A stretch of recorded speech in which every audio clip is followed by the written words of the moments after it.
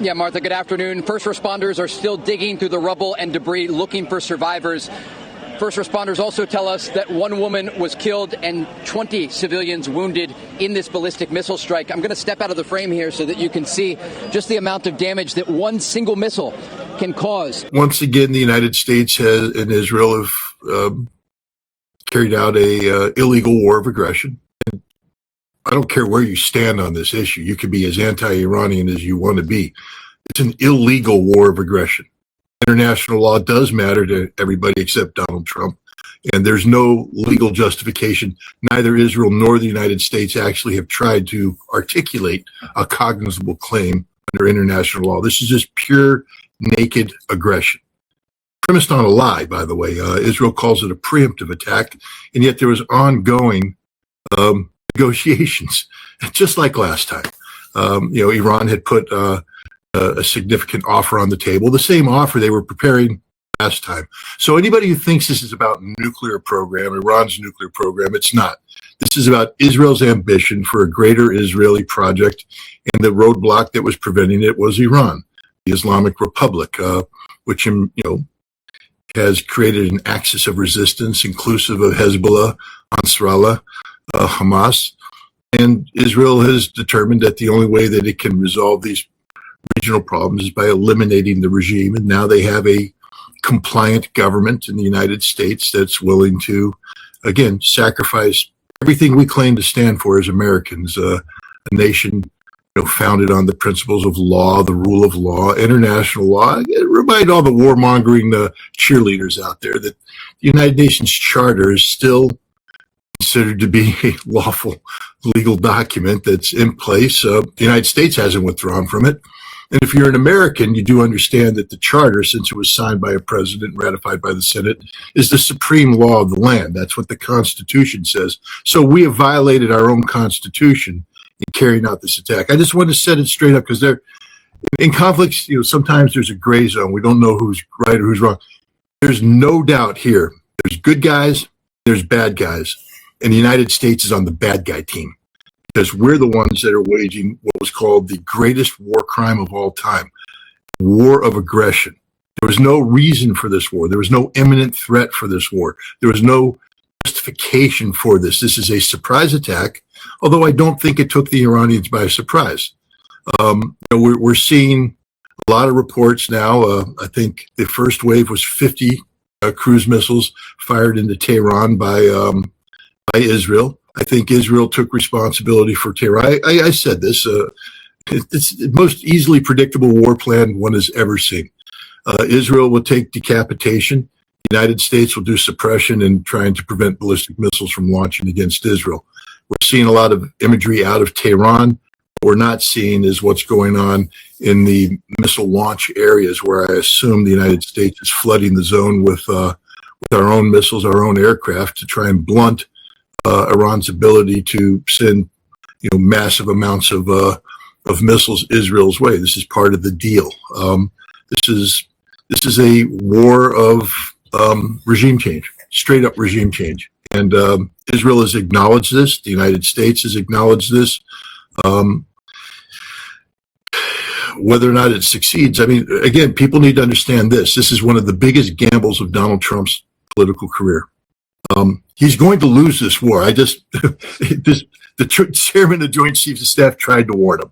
We don't have enough ammunition. Iran's ready. This isn't good. But the Israelis have told the president that they have the intelligence, that they're going to be able to be successful in their decapitation strikes. And we'll find out if the Israelis were right. But even if they did, the Iranians have been preparing for this. They have, layers of succession. People have been pre-planned on what happens. Their country's broken into 12 autonomous military districts that have been preparing for this conflict for 30 years. So when we lose this war, and we will lose this war, and that doesn't mean that we can't get rid of the regime.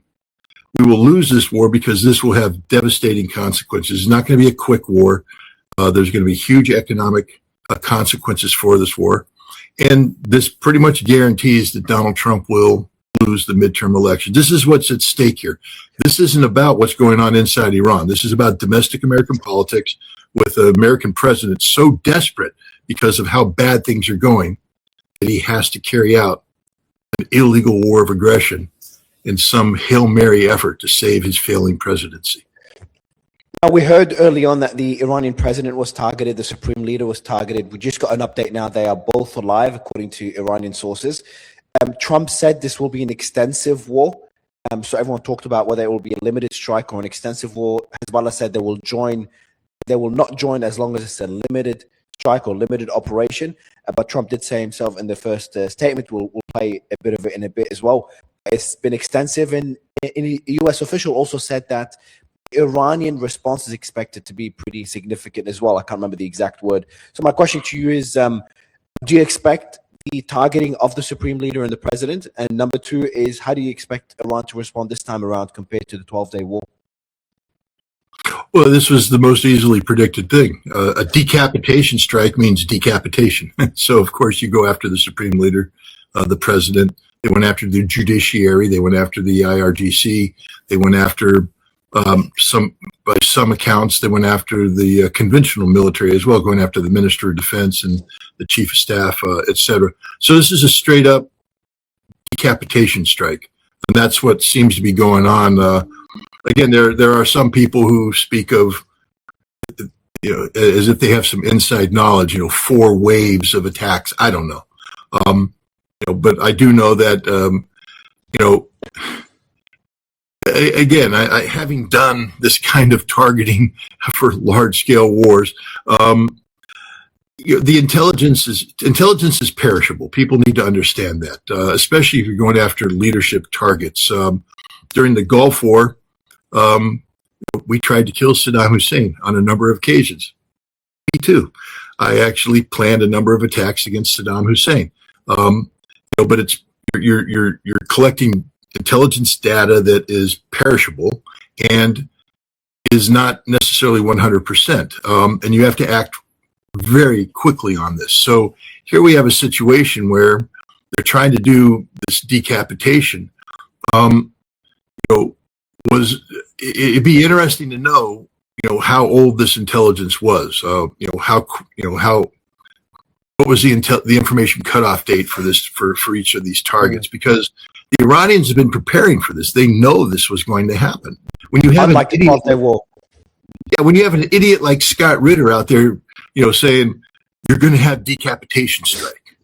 Okay, if it's so obvious to me, it's got to be obvious to them. And having spoken to Miranda and others, it was. So I can't imagine, again, knowing how targeting works, because it's not as easy as people think. When you get a hard target, you've now got to create data packages that get loaded up into the weapon systems.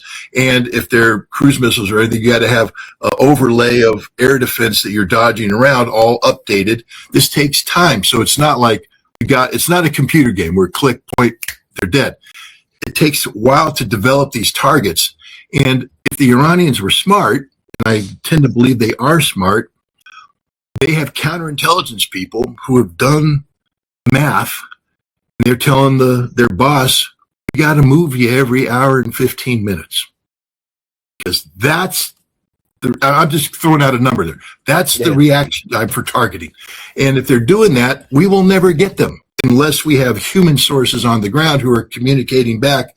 But the act of communication is in itself problematic, because the Iranians are going to be running around there looking for signals leaving Tehran, and they'll hunt down these people. So my point is this was always a flawed plan, because if the goal up front is to decapitate the leadership, and the next goal is going to be to suppress the regime's ability to respond. So they're going to be hitting barracks facilities, communications facilities, things to suppress the regime's response. All of this was predictable. It's the same plan we used, for instance, in Desert Fox back in December of 1998 when we struck Iraq. We launched a decapitation strike that killed nobody. And then we launched a security suppression, striking barracks facilities that were empty. The Special Republican Guard had left the barracks and were in their deployed status. The forces that need to protect this regime are not in their barracks right now. They are deployed. They are ready. And if the Mossad gives a signal for people to go up in the streets, those will be the shortest-lived demonstrations that ever took place on the face of the earth. So this plan has failed from the start. We have failed. And let me just say another thing, too. We only have a limited amount of ammunition. This is what the generals were telling Trump. We don't have enough ammunition to do this. We just blew a whole bunch of ammunition striking empty targets. And so now we're going to have to go into the adaptive phase. Now we have to start collecting intelligence. Where did they move? Because a decapitation strike that doesn't decapitate creates problems for your plan. We're going to start to see problems of targeting cascade downwards, because now resources that are supposed to be freed up when you decapitate, now we can take resources and apply them to other target decks, are going to have to be brought back and reinforced to complete the necessary first step of decapitation. This plan has fallen apart from the very beginning, Mario. Understand that. If they're saying the supreme leader is alive, if they're saying the president is alive, then we have failed. And now we're going to double or triple or quadruple the resources trying to hunt them down and finish this job. So and we're going to run out of ammunition. And this is what the generals and admirals were telling the president. You can start this plan. You're going to run out of ammunition, and then you've got nothing. And the Iranians now, we'll see. Because I think, again, my guess is that we're trying to make it as difficult as possible for the Iranians to launch ballistic missiles right now. This is why we brought in wild weasel squadrons and a lot of tactical aircraft. Why do we have 12 A-10s? Probably because they're supporting special operation forces on the ground who are trying to hunt down Iranian missiles.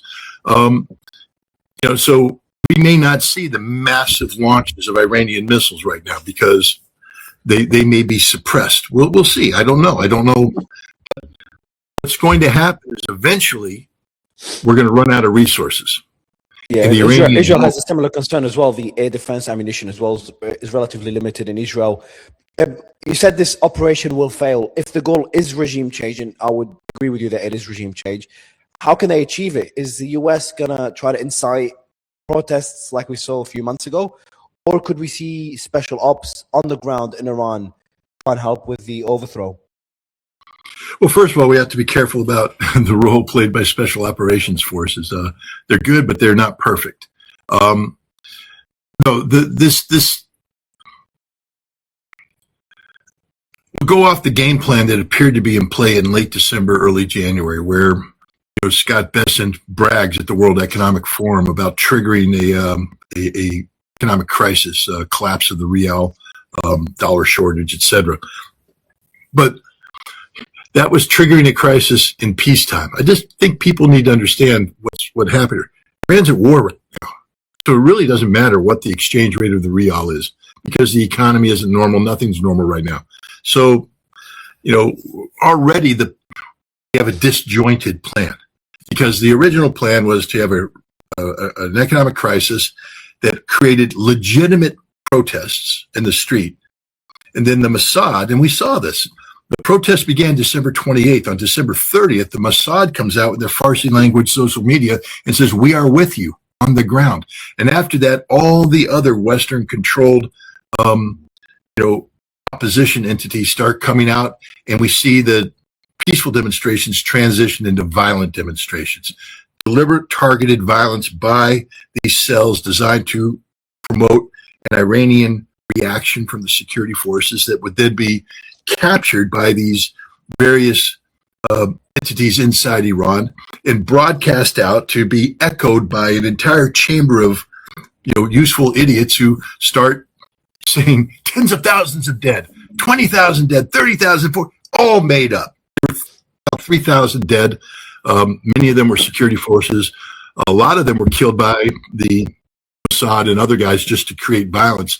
But this is what happened. This echo chamber that creates this justification for response that led to President Trump saying help is on the way. But help wasn't on the way. We didn't pull the trigger there because the military said we don't have the resources to accomplish the mission.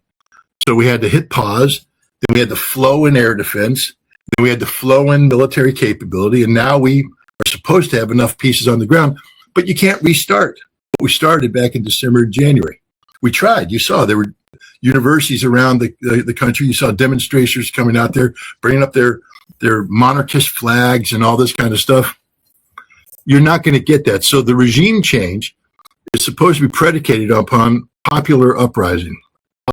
Basically people rising in the streets, suppression of leadership, suppression of security forces that leads to chaos, anarchy, and then the paramilitaries will come in, PJAK, the Kurds, the Baluch, and others. We took too long. And again, if Scott Ritter knows this, so do the Iranian leadership, and so does the Iranian security forces, who are deployed, taking proactive measures.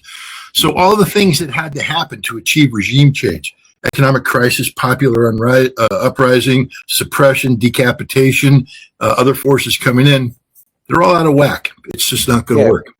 What you're describing as well is no longer just a clean regime change. You're talking about a full-blown civil war if you have all these separatist groups moving in. What about Iran's retaliation? We heard news a few days ago that Iran was buying supersonic anti-ship missiles from China. China sent a lot of drones to Iran as well, suicide drones at scale. I'm not sure how many were delivered. What are Iran's capabilities today compared to the 12-day war? You can receive weapons, but if you haven't trained on them, if you haven't exercised them, if you haven't put the whole support network in place, it's meaningless. Iran had tremendous capabilities during the 12-day war, but that was a very limited conflict. American targeters have been following this. And as I said, I believe right now the American contribution isn't creating billowing clouds of dust in Tehran, but we are suppressing Iranian retaliatory capability.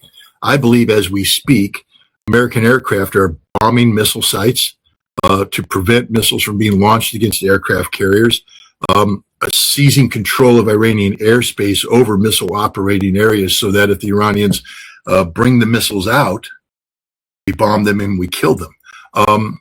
This is what we're doing right now. So we'll see about their retaliatory capability. But if anybody thought we were just going to bomb Iran and then sit there and let the Iranians bring all their toys out and fire them at us on terms acceptable to the Iranians, then they don't know what war is.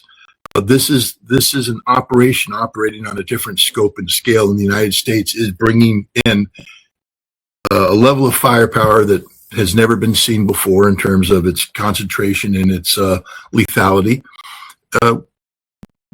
So we may not see the waves of Iranian missiles that we saw last time. There may be a phase of combat where we get some leakers, but you're going to be looking at a war of attrition between the U.S. Navy, U.S. Air Force, and the Iranian Missile Command as we maneuver. But the goal here for the Iranians is for us to run out of ammunition, and then they'll start throwing the waves. And so that's what my guess will be, is that we'll see the waves of missiles later in this conflict as we lose our ability to control airspace because we have a finite number of resources. And if Iran can wait this out, and if they can make us expend resources, and again, I already told you, we're behind the power curve because we didn't achieve regime change. And so now we have ballistic missiles. Sorry to interrupt. Ballistic missiles, as reports that are detected heading towards Israel. So Iran may be retaliating as we speak. How many though? We just came in now, so I'm not sure how many. I'll play, before we get more information on this response from Iran, I'll get the production team to play a clip from Trump, a quick 30-second clip to get your thoughts on it. And a few statements while they prepare the clip. Trump said, Americans may be lost and we may have casualties. We'll destroy the threat from the brutal regime. Go ahead, KK. Its military began major combat operations in Iran. Our objective is to defend the American people by eliminating imminent threats from the Iranian regime, a vicious group of very hard, terrible people. Its menacing activities directly endanger the United States, our troops, our bases overseas, and our allies throughout the world. For 47 years, the Iranian regime has chanted death to America and waged an unending campaign of bloodshed and mass murder targeting the United States, our troops, and the innocent people in many, many countries. Among the regime's very first acts was to act a violent takeover of the U.S. Embassy in Tehran, holding dozens of American hostages for 444 days. In 1983, Iran's proxies carried out the Marine barracks bombing in Beirut that killed 241 American military personnel. In 2000, they knew and were probably involved with the attack on the USS Cole. We sought repeatedly to make a deal. We tried. They wanted to do it. They didn't want to do it. Again, they wanted to do it. They didn't want to do it. They didn't know what was happening. They just wanted to practice evil. But Iran refused, just as it has for decades and decades. They rejected every opportunity to renounce their nuclear ambitions, and we can't take it anymore. Instead, they attempted to. Yeah, I think it's a clip of justification that makes no sense. And I thought, I started having hope yesterday. I think the Omanian foreign minister said yesterday that Iran was willing to give up their nuclear material and send it to the US. Now, I'm not sure whether that was confirmed or not, but that was last night before I went to bed. I'm like, all right, maybe this either would delay the war or we have a way out. And then here we are, hours later, the war has begun. Your thoughts on not much to comment really on what Trump has said. It's very clear that he's trying to justify the war, which doesn't make sense in American interests. But I'm more interested in how Iran will reply, how ready Israel is, and whether they will target U.S. bases from the get-go or they'll target Israel first. What will be a better strategy for Iran? Well, again, I think I always find it uncomfortable to be speaking on behalf of Iran because I can't. I'm not going to. I'm not pro-Iranian. I'm a neutral observer. But the Iranians have said that this fight will be existential in nature this time. They said it will be different than the 12-day war. We know that the Iranians were very restrained during the 12-day war, that they could have done much worse to Israel, and they didn't. And again, look at their approach to striking the Al Udeid air base. Notification, firing older missiles. Only one or two modern missiles came in, and they just did a symbolic destruction of a multi-million-dollar radar. This time they say it's going to be different, very different, and that they're going to bring real harm to both Israel and the United States. They made it clear from the start that no matter how this war started, Israel will be held to account. And so I think Israel will be one of the primary targets for the Iranians. We may not have to see the mass missiles. Last time, they fired a lot of missiles. That was part of their strategy of depletion of air defense. But what they learned is you got to you can penetrate these with modern missiles. So we may see some of the modern missiles up front. So you don't have to have massive launches because, again, if I'm a military planner, I'm not going to let you do mass launches. I mean, remember, we initiated this campaign, the United States and Israel. That means we get to determine where the priorities are. We're not reacting to them. They're reacting to us. And so having done the assessments of where these missile launches take place from in terms of the massed missiles, we should be having airplanes flying over, helicopters flying over, A-10s roaming the desert, looking for missile launchers. So if they're going to retaliate against Israel, I don't think you're going to be seeing the massive waves of missiles. You're going to be seeing, one or two, three or four, five or six modern missiles that are designed to penetrate the air defense. But no matter what, if this is indeed an existential conflict, and there's no timeline, right, Mario? Because this is a fight to the death. Now, if I'm a championship boxer, I try and knock you out in the first round, recognize this is a 15-round fight. And I might even concede the first 4 rounds to you, let you tire your arms out. But when we come down to round 10, round 11, round 12, I'm still standing, you're tired, your hands start dropping. The knockout blow comes. The Iranians have said this is an existential fight. So I think we need to understand they're not going to stop. This is not going to be stopped by Donald Trump picking up the phone saying, hey, let me run a symbolic midnight hammer run and you get to hit us and then the war comes to an end. This ends with the death of Iran, the death of Israel. That's it. Are U.S. forces ready for swarm tactics by Iran? You could have the sea drones, the air drones targeting the warships. If you have hundreds of these drones heading towards the Lincoln, for example, how are military capabilities, American military capabilities against that? And also, if you look at the ballistic missiles targeting the warships, putting aside Israel and U.S. bases, is that a threat to the U.S.? Could we see a warship get hit and potentially severely damaged? Well, absolutely. But again, Mario, we started this fight. So the way we start this fight isn't to say we're going to give you every opportunity to launch a mass strike against our ships and put us at harm. We start this fight by saying you ain't going to launch anything. What do you think we're doing right now? We're blowing up all their launch facilities. We're seeking to suppress their ability to launch. We have aircraft carrier Abraham Lincoln out there. Do you really think that we're going to give the Iranians the opportunity to fire missiles that are disruptive of launch and recover operations? No. We are blowing the crap out of everything. That's what we're doing. Now, the Iranians should be smart, which means hunker down. Let us expend the ammunition, which the Iranians know, thanks to the statements of the general, we have a limited quantity of. So we're going to sit there and suppress. And then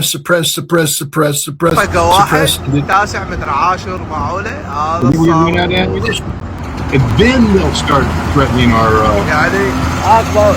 Just to commute it. Yeah, if you can mute it. They're showing the ballistic missiles here. If you don't show any videos, just make sure it's muted. I'm guessing this is an Iranian ballistic missile heading towards Israel. I'm assuming that's Iran's retaliation. As you said, we will not see the same volume of ballistic missiles as we saw in the previous war, as this is a war of attrition. This is over Iraq right now, not over... I'm guessing it's over Iraq from the team. Now, back to the Iranian response, Scott. I made a post earlier today. You might disagree with it. I said this will not be World War III. Hezbollah said they will not join, as I said earlier, as long as it's a limited strike by the US. US is making it clear it's not going to be a limited strike. How active do you think proxies will be? And do you think they could become a regional war? And what other countries could it involve? Well, more importantly, what would be the role of Russia and China? Could they be more involved this time around than during the 12-day war? Well, let's start with Hezbollah. My understanding is before the 50 cruise missiles were fired from Israel against Tehran, that the first strikes were actually a very concentrated series of strikes against Lebanon to suppress Hezbollah. And then they launched this attack. I think Hezbollah will be getting involved. This isn't a limited strike. This is existential, which means Hezbollah understands that if the Iranian regime goes down, they go down. So there's no longer restraint. Hezbollah has never fought Israel unrestrained. Now we're talking about literally a life and death struggle for Hezbollah. So I think you're going to see the gloves come off. I wouldn't be surprised if Hamas did the same thing. It just said, screw it, we're going in, all in. Ansarallah has said the same thing. They will not only resume attacks against Israel, but they are going to seek to strike American targets in the region. Do we have sufficient military force for that? Are we ready to resume operations against Yemen? Does Israel have the ability to divert military resources from this now campaign they're committed to in Israel to Yemen, or is Ansarallah going to have more free reign to target things? But this will be a regional conflict, and then the Iranians have always threatened that they have the ability to do X, Y, and Z. Are they going to shut down the Strait of Hormuz? Because if this is an existential struggle, it should be shut down right now. Are they going to strike Saudi airfield? Saudi airfields are being used right now to support this war. Will they strike Saudi oil fields? Because that'd be the first thing I'd do. Just to be honest, I wouldn't say I'd send some missiles to Israel, but I'd start taking out Saudi oil fields. I'd start taking out Azerbaijani oil fields. I'd start taking out all the oil fields in the region up front. because the only way you're going to get the United States to pull back is when our economy collapses. Yeah. And, that will be the eventual outcome here. But because we're not going to achieve what we wanted. We didn't get the big boys. They're alive, which means the Iranians are falling back on pre-planned, pre-planned actions. This will be a long, drawn-out fight for them. This war won't end with Iran saying we surrender. This war either ends with, Kurdish and Baluch pickup trucks running through the streets of Tehran, firing guns in the air as they take over the regime, or this ends with the destruction of Israel. So you're 100%. So in your mind, this is definitely a regime change operation. It is not pressure to get Iran to hold on negotiation. It's not in my mind. Israel has come out and said it. They've issued a communique. Scott, Trump just said it for you just now. President Trump calls on Iranians to rise up and overthrow the regime. That just came in now from the team to overthrow the government. So we are going through a regime change operation, which I don't think even people that hate the regime, me included, don't understand how damaging this will be, not only for Iran, but for the entire region.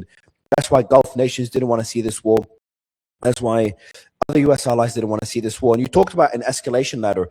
Now, we know one military strategist was talking about how the U.S. will continue escalating until Iran folds on the negotiating table. But if we're talking about a regime change operation, this won't be applicable. If this does become existential, we have an escalation ladder on the Iranian side. And he talked about striking Saudi and Azerbaijani oil fields and closing the Strait of Hormuz.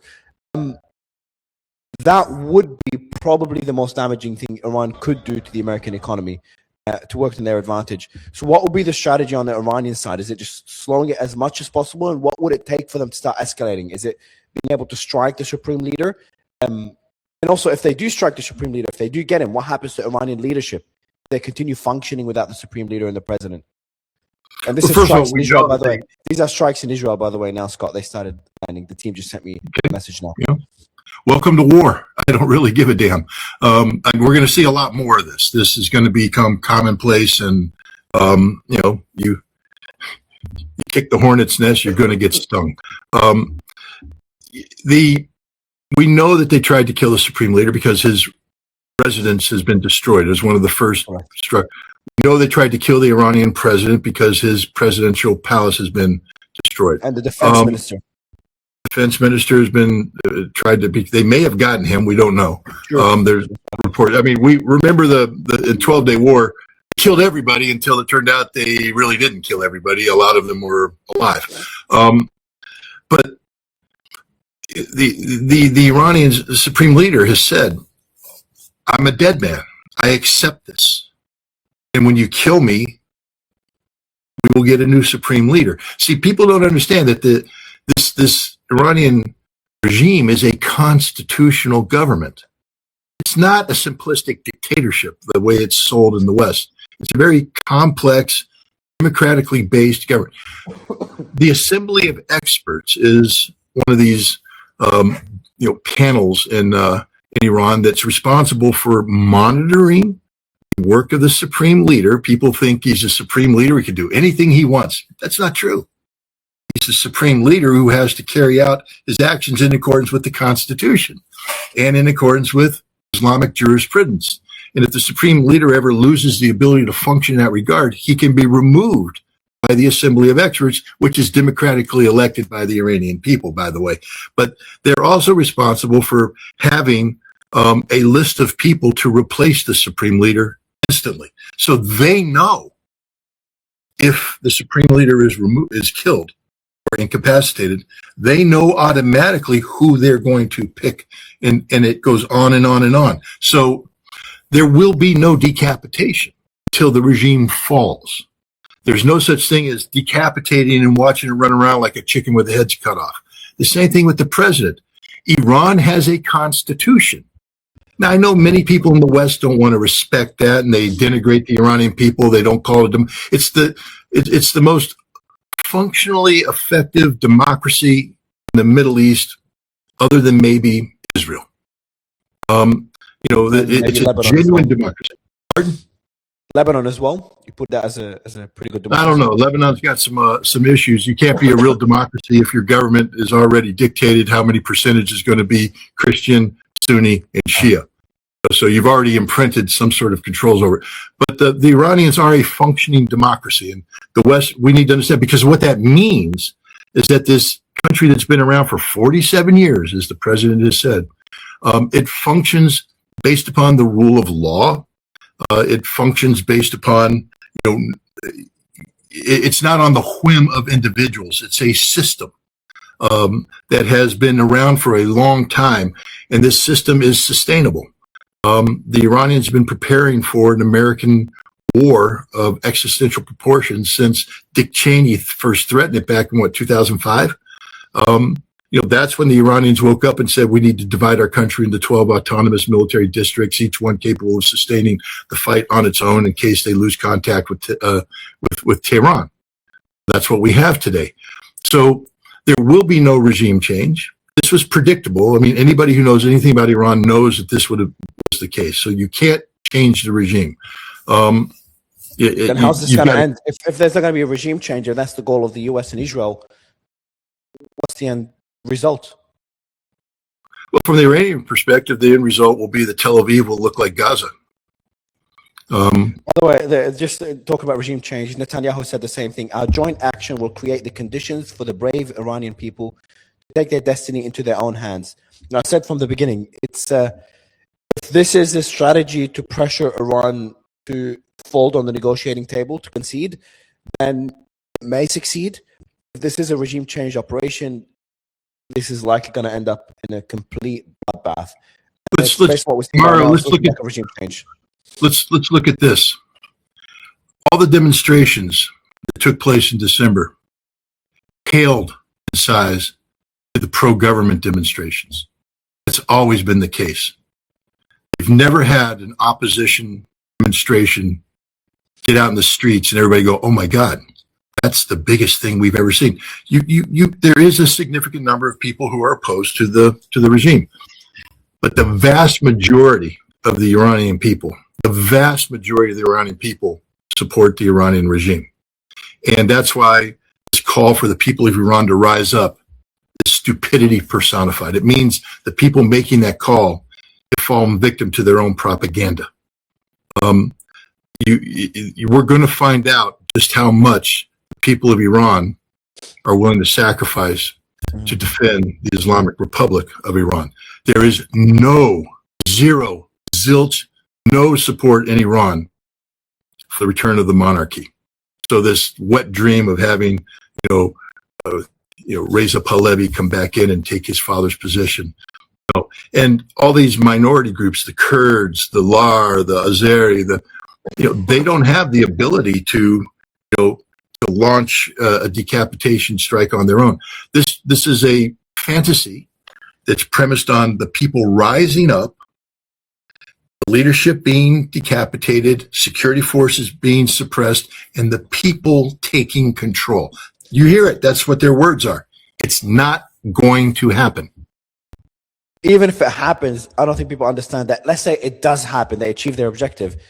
It's not as simple. There is no strong opposition leader. I don't think the regime is that popular in Iran. You said it's very popular. It's hard to really confirm 100%. But even if it's not popular, let's say it's not popular, there is no leading opposition figure that can take charge. So if the regime does fall, you've got a country with all these different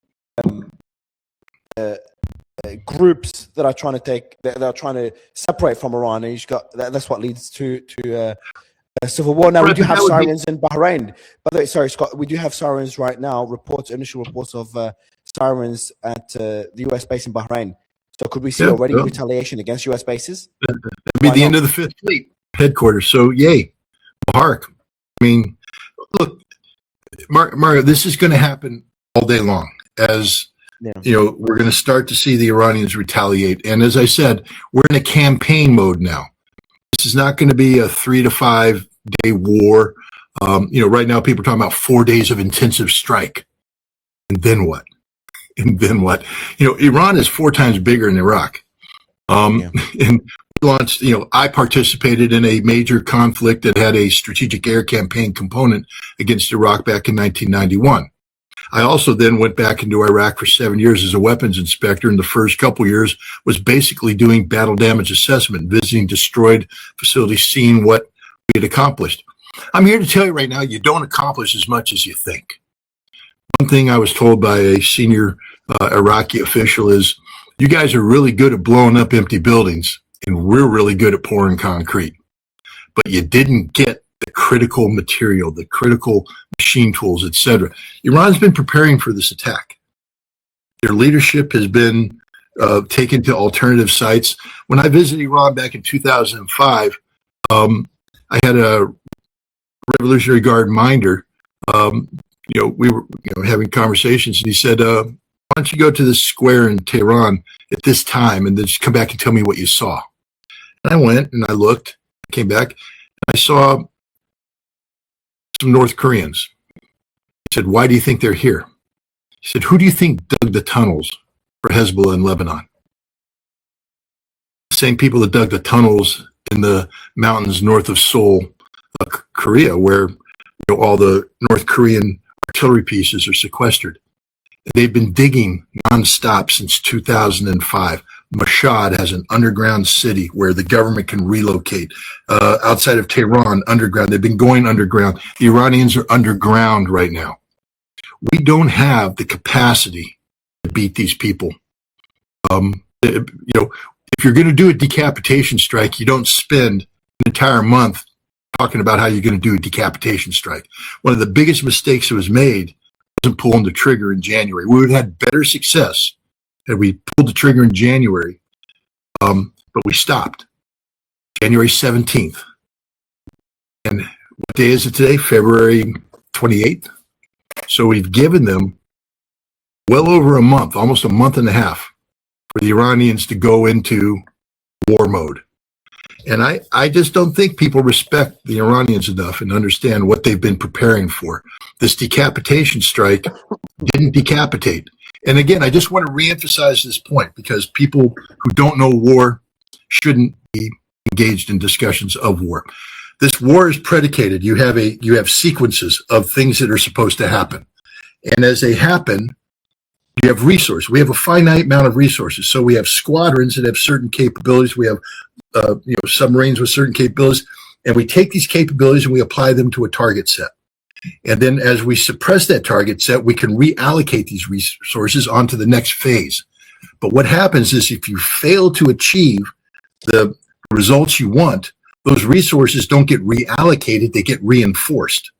And so we start taking resources that should be doing this over here, we have to pull them away. This happened during Desert Storm. When we thought we were going to interdict Iraqi Scud missiles in the West, we put a whole bunch of F-15 squadrons up front on that problem set, and we failed. The Iraqis kept launching against Israel. So now those F-15s, which were supposed to be moved at and carrying out critical strikes here, had to remain and get reinforced. And we diverted resources from the rest of the conflict to move on a new war that was developing.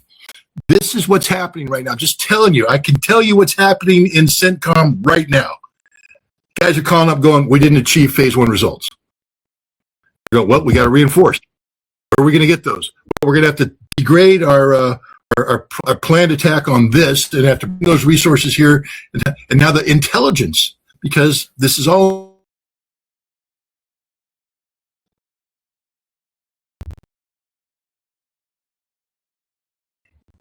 Are we back? Yeah, we're back. We are, while you dropped, we are getting reports. As you said, the Houthis will join. Well, we have reports now of al-Nusra sending missiles from Yemen, obviously towards Israel. We also have reports from multiple sources that there's a hit in Tel Aviv. You talked about this, make comparisons to the war in Iraq. What weapons do you think the Iran will use? Because we've had reports before this war started that Iran was buying a lot of attack helicopters from Russia. Not sure if you've seen this. Not sure what the purpose of these would be. And is there any other new weaponry that Iran would purchase from China and Russia that they didn't have back in the 12-day war? So what would be different now from the 12-day war that we saw? And also, if you can make more comparisons to what we saw in Iraq, so people that were following that war see the similarities here. We talk about these helicopters. What would the helicopters be useful for? to attack Israel, to attack outside of Iran's borders. We'll just rely on history. During the Gulf War, the United States, deployed special operations forces into Western Iraq together with the British. These are from what we colloquially call Delta Force. And there was a battle that took place around February 14th, St. Valentine's Day, where a half squadron reinforced troop was dug in, and the Iraqis started coming after them with helicopters. And the helicopters were online. They were moving forward, deploying troops, moving forward. And this was very problematic for the Delta guys being boxed in.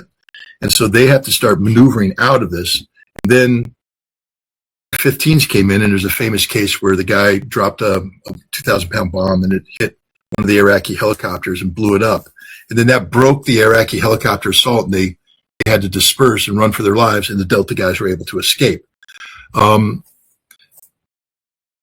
Literally, I think that's what these new helicopters for. If you're planning, if I'm the Iranians, and I'm saying, how are they going to suppress my missiles? Because you have to think like that. You have to say, what is the enemy going to do? You have to assume there's going to be special operations forces operating on the ground inside Iran. So you want the most capable helicopters out there hunting these forces down. I think that's what these advanced Russian helicopters are designed to do, to work with. So they've already prepped for ground forces, at least special ops being on the ground in Iran. So that's what Iran was prepping for. I believe so. It'd be stupid not to. It'd be very stupid not to. So we may not see the effectiveness of this. Again, if you study the history of American Delta Force operation in Western Iraq, with all due respect to the Delta guys, every time you inserted, you were running for your lives because you were detected the moment you sat down, and you're running. You were never able to carry out the campaign you wanted to carry out. The same thing with the British. The SAS went in there, and within a week and a half, they basically had lost contact with the bulk of the SAS troops deployed. And were feared that most of them were dead or captured. It turns out that they were just running. And we had the element of surprise. If we put special operations forces on the ground, I think they're going to spend far more time running than they are going to be hunting. But that's just what history suggests. And the Iranians should have been preparing for this up front. Now, go ahead. I was going to ask about Iran was talking about targeting aircraft carriers. Do you think they could even sink an aircraft carrier, or that's wishful thinking? How strong are the defenses of these aircraft carriers? Now, my thoughts would be wishful thinking. The US would not put the aircraft carriers in a position where they could be sunk. If I'm wrong, let me know. Well, I mean, obviously we don't want to put a carrier in a position where it's sunk, but Mario, let me just remind you that, I forget the name of the carrier, but there was a carrier operating in the operations against in the Red Sea against Yemen. It had to carry out an emergency evasive maneuver so extreme that it threw an F-18 off board. You remember that? American aircraft carrier was in the process of carrying out launch and recovery operations, and because of a Yemeni attack, had to carry out. The Houthis were able to achieve this. It was the Houthi. And the aircraft carrier had to carry out an emergency evasive maneuver that was so extreme that it threw an F-18 off the deck of the ship. So clearly, our aircraft carriers can be put at risk. If you hit an aircraft carrier, you can sink an aircraft carrier, depending on what you hit. Now, I saw you put a post up there about the CIFS, close-in fire suppression system. It's been around forever. It doesn't work. All right? It's never been fully tested, but it doesn't work against hypersonics. And so if the Iranians were able to get hypersonic maneuvering warhead in the vicinity of an aircraft carrier, it will hit the aircraft carrier. So this is why we put such an emphasis on suppression up front. what we need to do is deny the Iranians the ability to salvo launch these missiles. If you run a leaker at the United States, we're going to shoot it down. There's no doubt about that. So no matter how advanced, you can get that most advanced Chinese weapon you want. You fire one, we're going to shoot it down. With overlaying air defense capabilities, we're going to get it. What you need to do is you have to fire an opening salvo that's designed to overwhelm our air defense capability. You start getting the radars to lock in. There's only so many targets they can track at once, start to communicate, start deciding which munitions to fire, position themselves. And so now you start getting that chaotic factor in there where we're locked into a given threat. Then you up the threat, alter it, force the radars to start shifting targets. Now you get confusion in the system. And then you come in with your knockout punch, hypersonic maneuvering, and we won't be able to adjust to it, and they'll hit ships. But this requires the Iranians to be able to carry out this kind of sequenced attack. And our job, the air wing commander's job, is to disrupt that.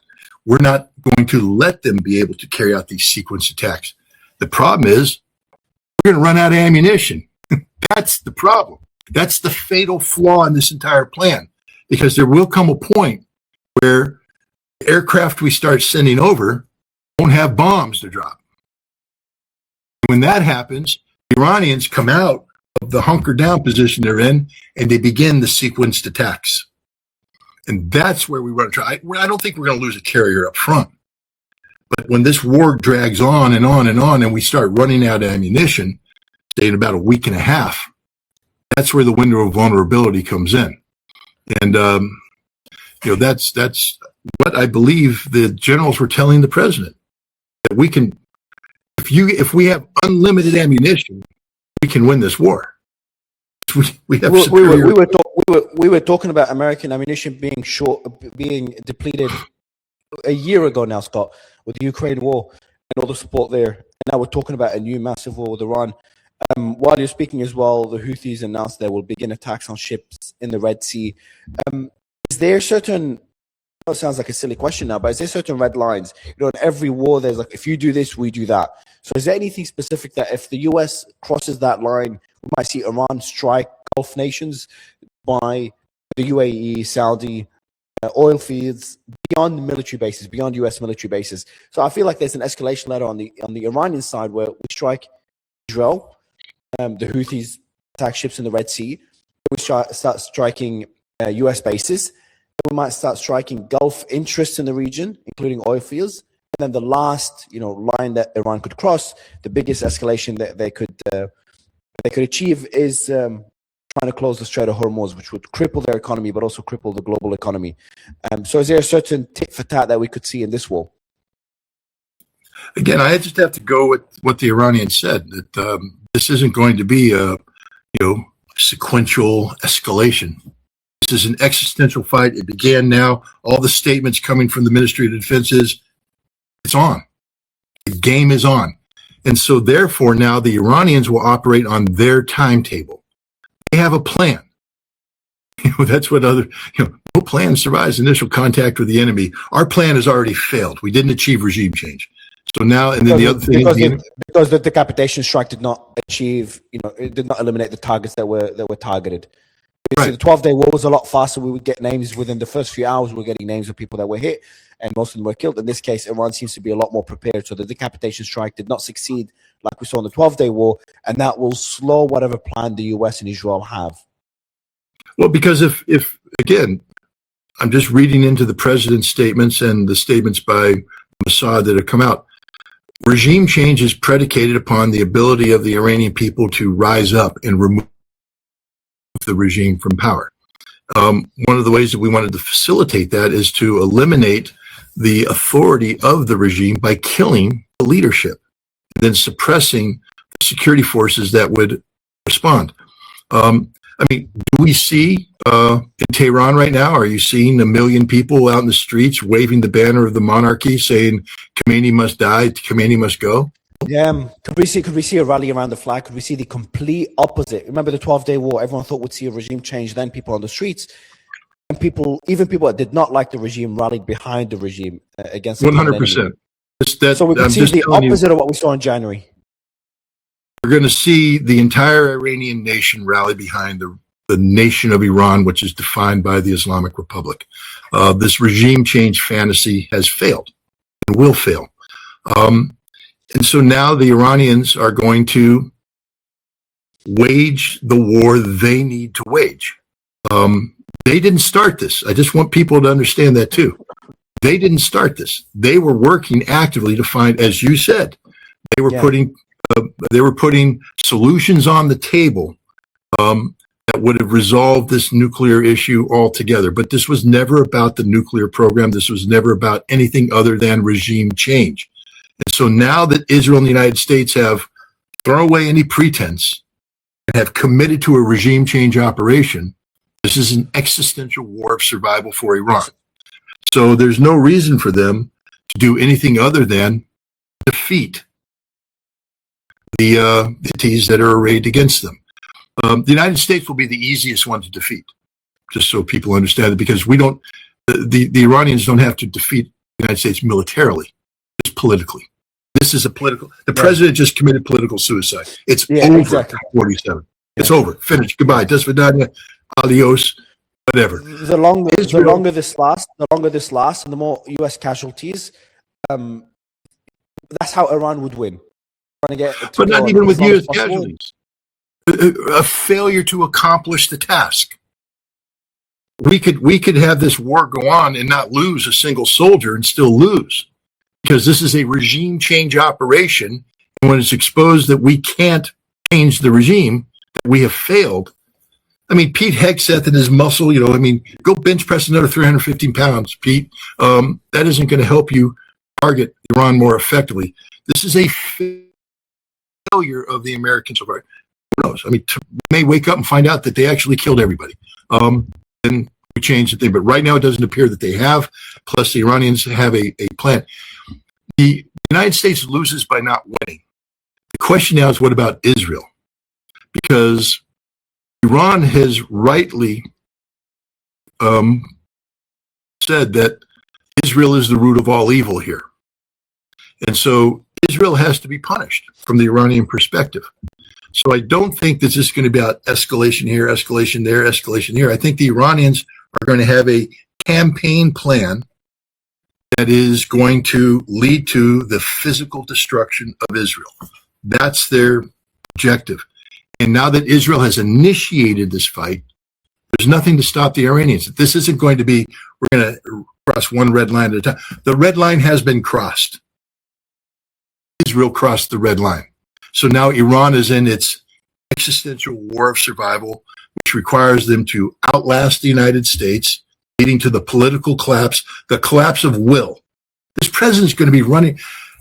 We're going to find out what kind of man Donald Trump is. Mario, did you hear his voice? Did you hear confidence in that voice, or did you hear a scared, fat old man? I heard a scared, fat old man. He wasn't confident. He's just blabbering nonsense. But what happens now in a week or so, he's going to start blaming the military. He's going to blame Joe Biden. Joe Biden broke our military, and we're still paying the consequences of Biden's mismanagement. And he's going to be looking for a way to get out of this war. Iran.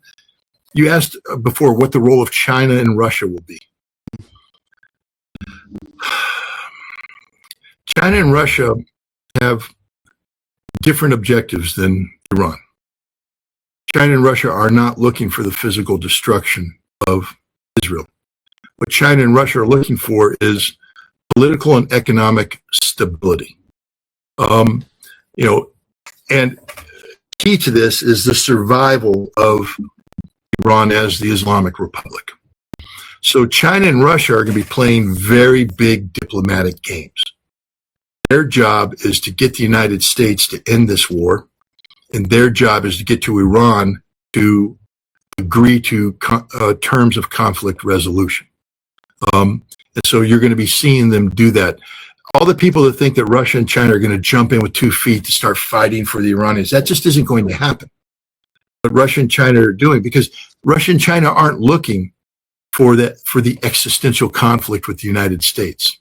What they're looking for is the sustainment of a multipolar world predicated on BRICS, and Iran is part of the BRICS. If the United States and Israel are successful in removing the regime, they are successful in removing a nation that is critical to the success of BRICS, Iran. And as I've said in other podcasts, people made fun of me. I don't care, because I'm confident in my assessment. If Iran falls, Brazil will be next. Saudi Arabia, South America will be next, South Africa. And instead of BRICS, you have RIC. Russia, India, and China, but India is already a flaky player, and BRICS is over. And this is Donald Trump's plan. Donald Trump has been declaring war against BRICS for a long time. So this conflict is being waged on a completely different plane when it comes to Russia and China. They're not into the, how many missiles are striking this, missiles are striking that, missiles. They're into how can we bring this conflict down without disrupting the plan of action that they have embarked on in terms of imposing or overlaying a multipolar system over the world, a competition to the West. So I think you're going to be seeing a lot of diplomatic play. They also they're going to be telling the Iranians, don't do the escalation. I mean, the only thing that might save the Saudi Arabian oil fields is a Russian phone call. It says, don't do that. Limit this to, military exchange, political exchanges, but do not play the economic death card, because the economic death card impacts Russia and China as well. And, but Russia wouldn't Russia benefit though from an increase in oil prices and a weakening US taking attention away from Ukraine? So I think Russia would be one of the biggest winners in this war, and the longer it goes on, the better it is for them.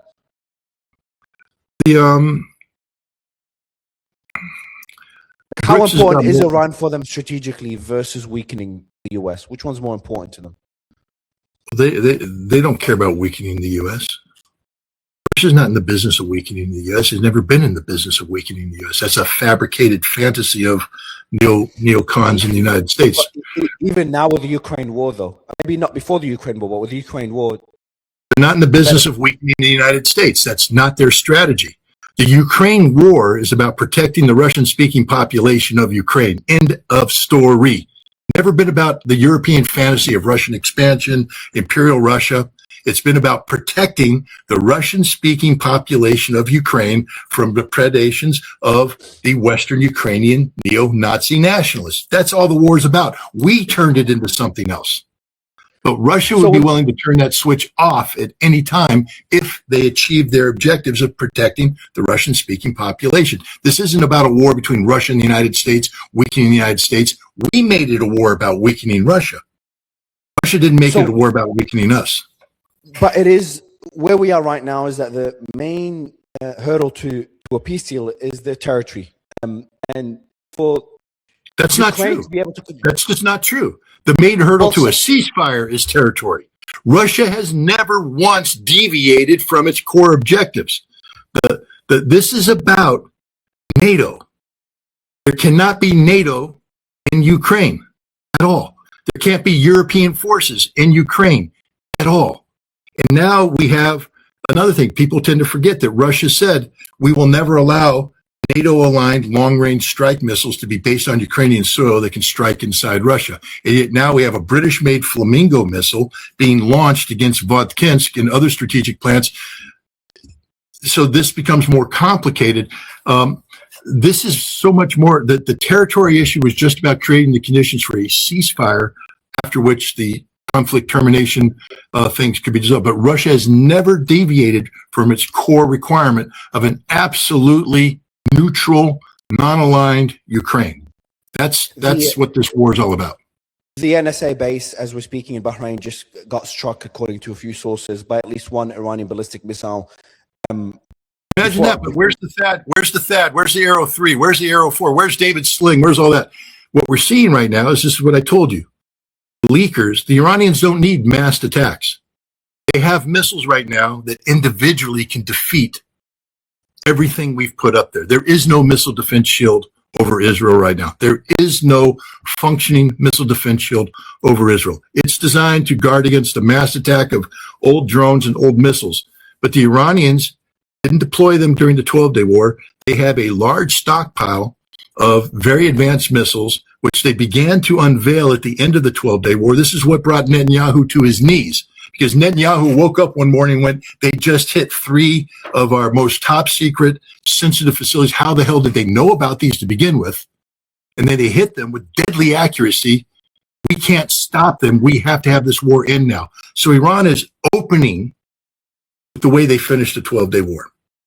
A handful of missiles, strategically important targets. The team will show footage now from Bahrain, but while they're showing that footage, I want to go back to the point of weakening the U.S., because I think it's not only Iran that dictates what happens next. I'm not sure if you agree, but China and Russia play a key role as the main funders and supporters of militarily and economically to Iran. I just don't understand how Russia does not benefit today, things stand today, from a weaker U.S. A weaker U.S. not able to support Ukraine does not allow Ukraine to continue the war. And in terms of the territory not being a sticking issue, Ukrainians said it is a sticking issue. Russia said it is non-negotiable. And they've, all parties I'm not saying it's the only issue, but all parties on the negotiating table said this is non-negotiable. Ukraine does not want to give up the Donbass. Russia said the Donbass is already ours. It will not stop until Donbass becomes part of Russia. And if Ukraine cannot sustain this war with American support, they cannot sustain it with American support. And if America is too stretched thin, as you said, ammunitions are running low, I just don't see how Russia does not benefit from this, where things stand today. When you say benefit, Russia benefits by bringing this war to an end, getting its economy back on track, not a war Which economy. War or Ukraine? Ukraine or Iran war, or both? Any war. Mario, you're talking to a guy who's visited Russia extensively, and I've spoken with Russians at the highest possible levels, except the president. Of course, I haven't done that. The one thing that Russia says, and again, people have to start listening to the Russians instead of listening to the idiots in the United States. Russia wants stability. The key to Russia's ability to interface with the world is predictability. The antithesis of predictability is chaos. What you're talking about is Russia benefiting from chaos. Russia does not benefit from chaos. Russia is not a generator of chaos. Russia is about stability, predictability. What Russia is looking for in Europe isn't to dominate Europe, but to have well-defined spheres of influence and control that interface in a manner that it allows for reduction of tension. This is why they put draft treaties on the table in December of 2021 to the United States and NATO. Russia's not looking to occupy anything, invade anything. They didn't start the Ukraine conflict. Just remember that. The CIA started the Ukraine conflict and for the purpose of creating this chaos. It's the United States that is the generator of chaos. We benefit from chaos. Russia does not. So anybody who thinks that Russia's encouraging all this to happen so that there's chaos and they benefit, you don't understand Russia and how Russia works. Russia does not want this war in the Middle East. Russia would prefer that there is no war, and Russia will work overtime to prevent this war, to reduce it, to end it. Russia didn't start the Ukraine conflict, but it will end in a way, listen to what I said, that ensures there won't be another war in 5 years. Russia is fighting to ensure there is stability and predictability. In order to do that, they have to define Ukraine in a manner that is conducive to that. You can't have Western Ukrainian nationalists governing, supported by Europe and the United States, believing that they're just going to resume this war at any time. That's what Zelensky's been saying. That's what Budano's been saying. That what Zelensky's saying. They're not looking for an end to this war. They're looking for a temporary ceasefire until which time they can reconstitute capability to begin the fight over again. Russia's not going to allow that to happen. So Russia's not a generator of chaos. Russia is a seeker of stability. And so that's what Russia's goal will be here in the Middle East, not to create a conflict that weakens the United States, but to bring an end to a conflict that generates chaos and anarchy geopolitically. Russia does benefit from increased oil prices, and prices will increase if the Strait of Hormuz closes. And the Strait of Hormuz will close if the war drags on, and if Iran sees that as as a strategy of last resort. Russia does not, Mario, again, I'm just telling you, you got to listen to me. Trust me on this one. Russia does not carry out foreign policy designed to influence the price of oil. Russia wants stability in the oil market just like anybody does. Only idiots who play the market want the thing to go up because then they hedge, they do this and that. Ask any West Texas oil man. What do you need more than anything else? Stable oil prices. Why? Because predictability. You're investing, you're putting holes in the ground that are costing you money. Everybody go watch Landman. You can get a real quick education on the politics of oil and how instability is devastating for the oil, the people who actually do it. So no, Russia's not sitting here playing a stupid game to influence oil prices. Russia doesn't do that. First of all, Russia sells half its oil at steep discount because of sanctions. So, the higher the prices go, it just means that Russia gives a greater discount to increase their market viability. But what Russia wants more than anything is for stability so that Russian oil can be sold on the global market at a price that is the equal of all the other prices. Russia is not looking to play this game. This is a Western fantasy. Anybody who speaks about Russia and oil in that way, they don't know anything about Russia or oil. So then, how long do you think this war will last, considering everything you've said so far? I think we're surprised by your stance on Russia, whether they would benefit or not. I understand China does not want to see this war. Iran doesn't want to see this war. And the US and Israel are seeking regime change. How long do you think this operation will last? I think what we're going to see is the exhaustion of American military power rapidly, measured in weeks. And that creates a window of political opportunity for Russia and China to work diplomacy behind the scenes and seek an end to this conflict before it becomes the existential burn the house down.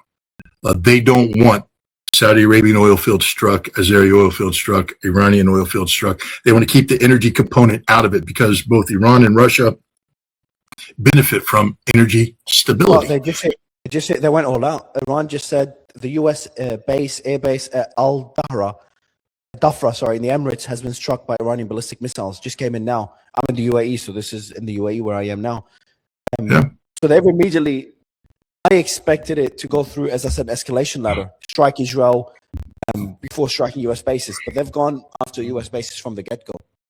They said they would. Does it surprise you that they went after the bases in UAE and Qatar from the get-go? No, what surprises me is we're not seeing buildings blow up behind you. Do you think they could target the city centers of Gulf nations? Did you take a look at the city center of Tehran? You're saying Iran could target, Gulf nations were trying to convince. So what you're saying is they will target the city centers in order to pressure Gulf nations, to pressure the U.S. to end the war. What I'm saying is that Iran, this is a war of existential proportions. But targeting the city centers of the Gulf nations is what? Because their city center was just targeted, Mario. Is what? Targeting the cities, the city centers of nations is what? Downtown Tehran just got blown up. Do you think they really give a rat's ass about what the people of Dubai and Abu Dhabi think? If they thought for a moment that by striking these centers, it puts pressure on, you want to see how fragile these Gulf Arab countries are? Up their city center. This is a war that shouldn't have happened. And, you can say the United Arab Emirates, articulated this, that, and the other thing. No, I'm telling you right now, and you know this, in the behind-the-scenes discussions they had with Trump and Israel, they said, if you're going to pull the trigger, end it, win, kill them, kill them, kill them. And the Iranians know this. So you think there's any love lost here? You think the Iranians are saying, oh, those Emiratis are our good friends. They really mean us no harm. No, they heard them articulate to Iran to the United States behind the scenes. So I'm surprised you haven't seen buildings blow up behind you, but who knows where this goes. We're talking about the opening hours of a war, and we already see Iran following through on its promise. Now, Russia and China, I can guarantee you, are making phone call after phone call after phone call saying don't to the energy level. Because I believe the Russian strategy is to let the United States exhaust itself. There's a finite amount of military power that we have, and we're going to blow it all. And we're going to be sitting there with nothing, and Israel is going to be getting pounded. What you just saw today is just the beginning. Again, you don't have to have 40 missiles come in and have the light show. You just got to start taking out critically important structure. Scott, this is a regional war. If they start striking city centers of other Gulf nations, that's something I haven't even thought of. What happens next? Then it's a war of existential survival. What do you mean what happens next? Trump's allies are being struck, his aircraft carriers are at risk. That's very different to the 12-day war. This is not the 12-day war. This is a war of existential survival. Why do people not understand that? Quite being targeted as we speak as well. Good. They should all be targeted. They all didn't do enough to stop this war. They all whispered behind the back of Iran. They all wished for this war to take place because they want the regime in Tehran removed. You know this. You know this to be a fact. I know this to be a fact. Abu Dhabi. Pardon? Explosions in Abu Dhabi, but I need more information. Is that at a US base or where exactly? There is no way, just to be clear, there is the likelihood of striking city centers of these Gulf nations.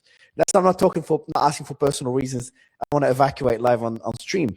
But the likelihood of striking, for me, I thought that would be, there's going to be a few days before they target city centers of Gulf nations. Is there a possibility, even though it's unlikely, is there a possibility this might happen from the get-go by Iran? Because it is existential for them. And when they're targeting the supreme leader, the president, remember in the Ukraine war when we'd have a discussion and a lot of people would say Putin will not use nuclear weapons unless his life's at risk or there's attacks on the Russian mainland at scale or someone's invading Russia. It's the same here. If everyone thought the likelihood of striking the city centers of neighbors, they wouldn't do it. They need to target Israel, maybe US bases. But if this does become existential for them, you're saying is a possibility even from the get-go that these city centers get targeted as a way to push the US and end it early? I'm a military guy. And I imagine military people think the same throughout. Ask yourself why Putin hasn't killed Zelensky. Because Zelensky could have been killed on day one. It's because they don't want to get into a situation where national leaders are part of the target deck. Because once you start targeting national leaders, you eliminate diplomatic possibilities, negotiating possibilities. Israel and the United States started. It's in Bahrain. Yeah, That's not Israel or Iran. That's Bahrain. Good. Bahrain could have stopped this war, but they didn't. They're home of the Fifth Fleet. I mean, what do they want?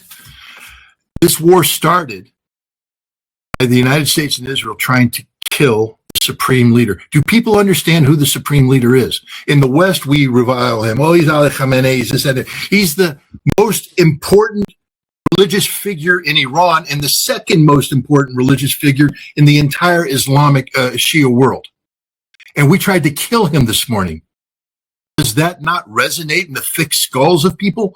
What just happened? We tried to kill the Iranian president. Do you think for a second now Iran suddenly holds the lives of the sheiks of the United Arab Emirates sacrosanct? We can't touch them. They're the leaders of nations. They just tried to kill the Iranian leadership. What do you expect Iran to do?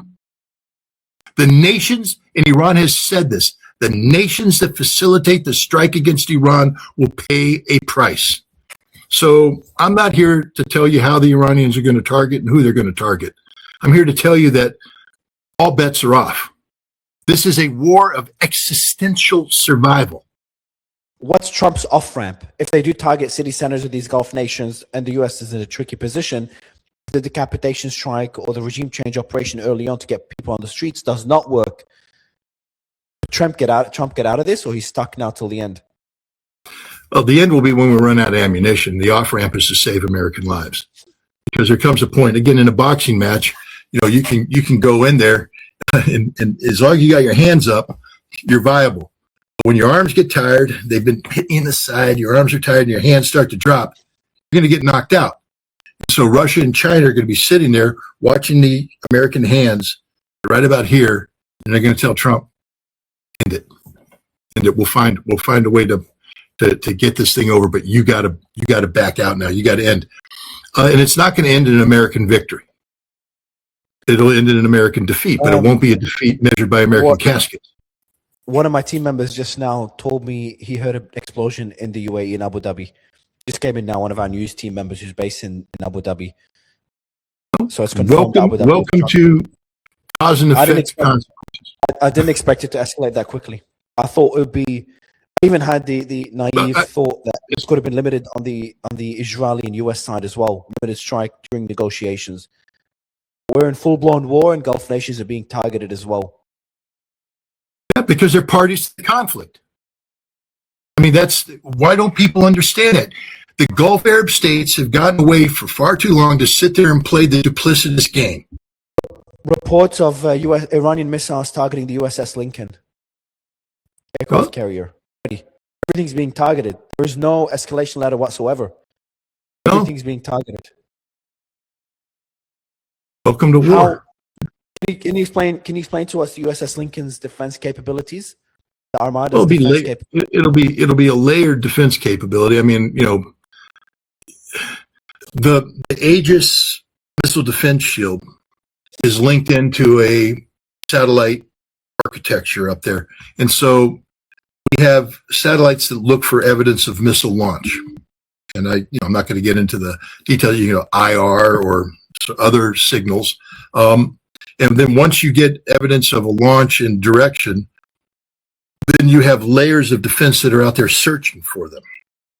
And as the threats come in, you're not going to get to the Lincoln right off the bat. You're going to have to go through layers of defense, to include F-35 fighters. The F-35 radar is designed to actually integrate in with the Aegis radar system. And so, there is a shield up there that is designed to protect. Now, if the Iranians can fire something that avoids detection at launch, and then can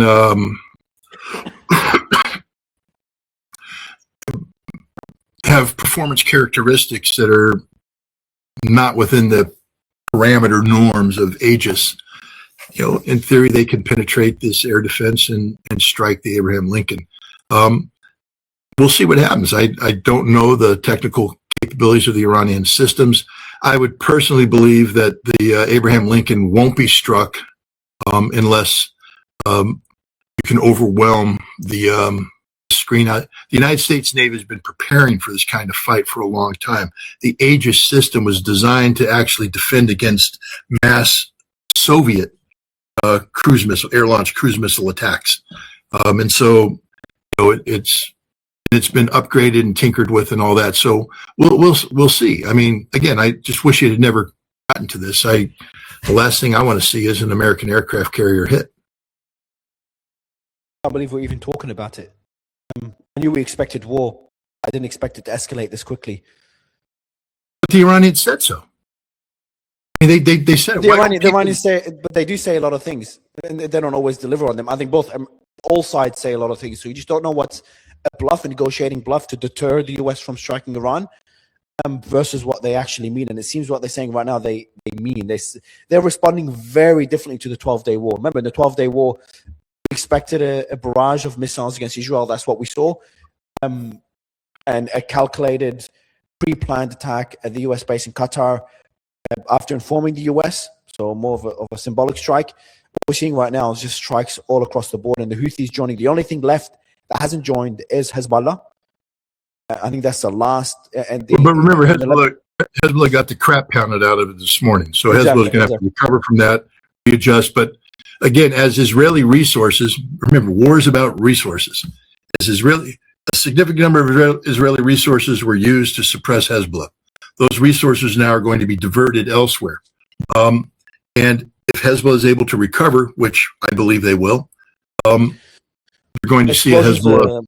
Explosions are heard in Jordan. Is there any good air defense systems in those Gulf nations whatsoever? Because they just seems like sitting ducks. It just seems like that's what I mean. Not only U.S. bases, just the city centers. It just seems like I'm not a military strategist, but if I was Iran, and this is existential for me, striking the city centers of those Gulf nations, which I hope does not happen. If it does happen, if I was Iran and I'm being struck, the leadership is being killed, the Iran is being struck, why wouldn't they? That's the easiest way to pressure Trump. It's also the easiest way to pressure the king of Jordan. It's also the easiest way to pressure the sheiks that rule the United Arab Emirates. It's also the easiest way to pressure the king of Saudi Arabia. I mean, these are things that they haven't. The indignation that Saudi Arabia had when Iraq fired Scud missiles that struck downtown Riyadh. I remember that. I was there. How dare they? How dare they? Well, guess what, guys? You just sat back and encouraged the United States and Israel to carry out a decapitation strike against the Iranian government that included trying to kill the supreme leader of the Islamic Republic, the number 2 Islamic Shia official in the world. And you expect nothing to happen? They haven't attacked Saudi yet. So all the reports right now are Bahrain, the UAE, Jordan. Is that because of the Saudis' military capabilities? Or is it because Saudis, they don't want Saudi to join the war because Saudi has a lot more military capabilities than the other Saudi has no military capability. What do you mean Saudi has more? What are they going to do? Throw in a couple F-15s? The United States and Israel have already flooded the market. And you say Saudi comes into the war. Do you understand what that means? That means that we have to open up our war plan and we have to carve out a sector to give it to a Saudi military that's not up to the task. So we're supposed to come into Iran and suppress using tactics and everything. And now we're going to open it up and say, here, Saudi Arabia, you jump in this war with your totally crap Air Force. And you're going to come in and do what? Screw it up? Saudi Arabia's got nothing to bring to the table. The Iranians are not afraid of the Saudis at all. Saudi, a lot of people are saying as well, Saudi, even though it's a rival to Iran, they don't want to see Iran fall because Iran, while it was a historic rival, it's now being seen more as a deterrent against Israeli expansion. So a lot of these Gulf countries don't want to see fall of the regime. Also remember that the bulk of the Saudi oil fields are in eastern Saudi Arabia, where there's a significant Shia population. You start, again, you trying to kill the number 2 Shia figure in the world. And this could go south really bad for Saudi Arabia. People talk about the people rising up in Iran. Wait till the Shia in eastern Saudi Arabia rise up. Bahrain, majority Shia population. What happens when they go to the streets? And now in the past, it was like, well, Iran only supported superficially.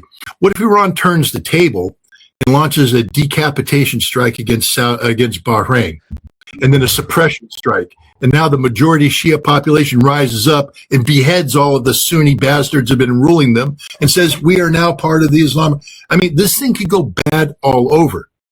This is why this war should never have been fought. It's a stupid war. We're defining a regional war. We've always talked about this being a regional war. Well, a few proxies being active is not really a regional war. What we're discussing right now, if Iran strikes the city centers, a blast is heard in Riyadh, the capital of Saudi. What did I tell you? If this isn't going to be your grandfather's war, all right. According to one source. We're getting more information as we speak, but you said it's a matter of time. Or minutes later, it's getting reports of a hit in Riyadh. We don't know what they're striking though. That's what we don't know yet. What those targets are. I mean, I would imagine that the U.S. bases at the get-go. I don't expect them to strike. I mean, there's U.S. military facilities in all of these places that you've discussed. So that would be the lead. I don't think the lead thing is to take out Saudi government facilities. I think the lead thing is to take out U.S. military installations. Right next to Riyadh is a big air base that we use to fly AWACS out of and refuel aircraft out of. So they may be targeting that. In Jordan, the biggest air base right now that we're using outside of Israel is a Jordanian air base. And when we say strikes in Jordan, I would imagine that air base is being hit as well. But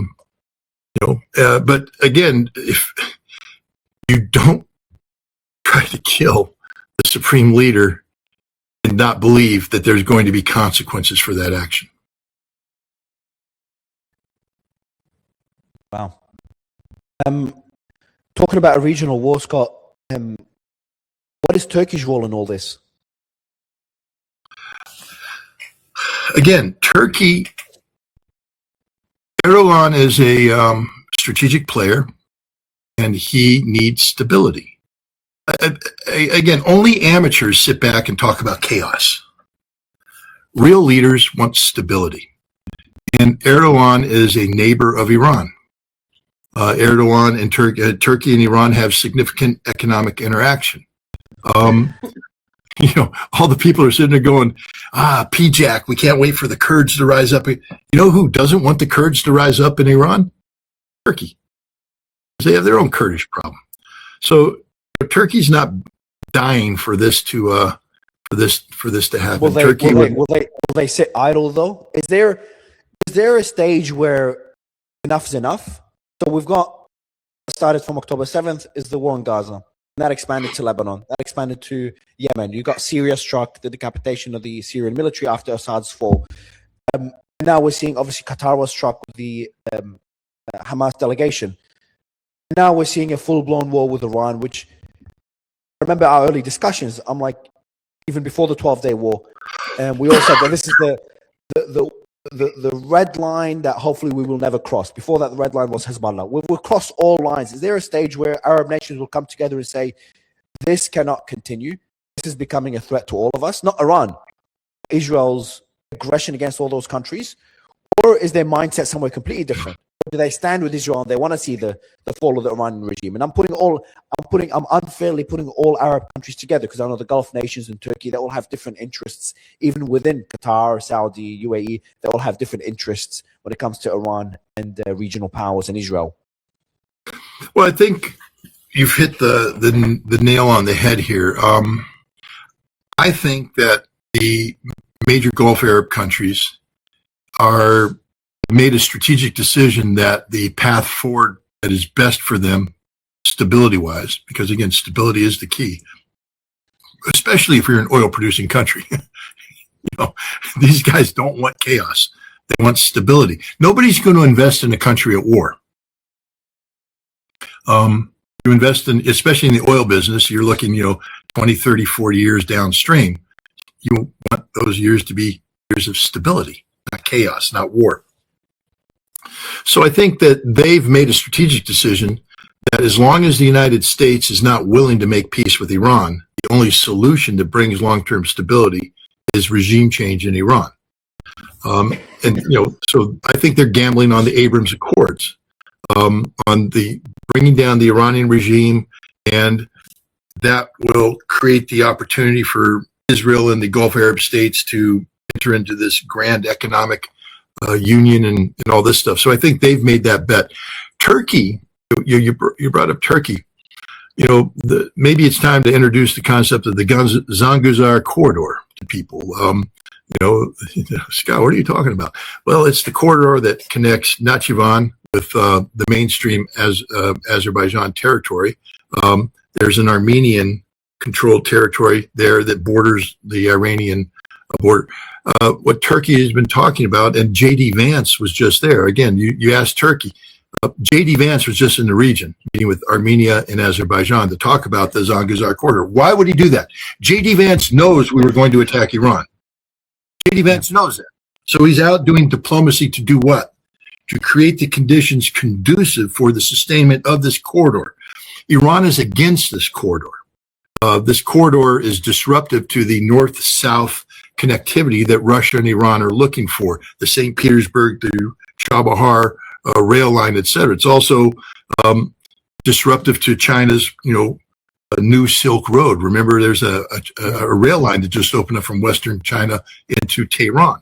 And so Turkey has been looking for, this opportunity to create its own presence in the region. The Zangezur corridor allows Turkey to emerge out of Turkey with a land corridor that connects with Azerbaijan and then flows on into Central Asia. So that's the Turkish grand scheme of things. So now you have to say, is this big war with Iran conducive to that, or does it interfere with that? Turkey's also a country that desires to be a regional energy hub, especially in gas.